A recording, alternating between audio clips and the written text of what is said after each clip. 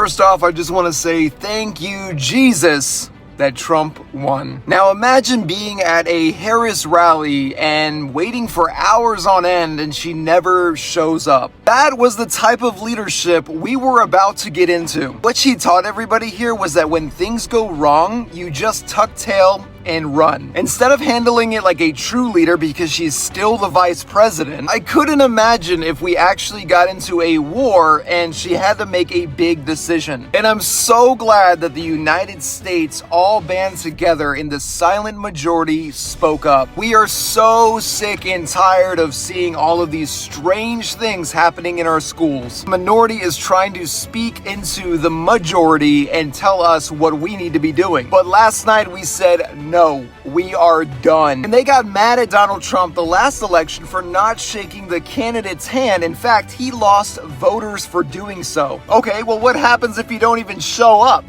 Harris, we're not going to forget about this one. This is what happens when you build a foundation of deception. Fake phone calls. These policies will last a lot longer than somebody's personality will. America was at the brink, like we were stepping on the edge. And if Harris got in, we would have definitely lost everything. These other countries don't play games. When they look at Donald Trump, they say that is a leader. And this wasn't even like a political battle, right? This was a spiritual war. And last night, Satan got destroyed. And now when I look on the news, I just see a bunch of complaining liberals, a bunch of cry babies, just like their leader, Harris. Couldn't even show up to the rally, bro. Jesus is Lord. Christ is King. You darn right he is. I guess that's what you get when you say that Jesus Christ is at the wrong rally. God is in fact a loving God, but he is also one to be feared. He is ultimate and he is just. He does not play games like this. If you play in deception, you will be destroyed. I can't believe that Harris isn't even showing up for you guys. Here's what I want you to think about, and you are a liberal, if you are a Democrat,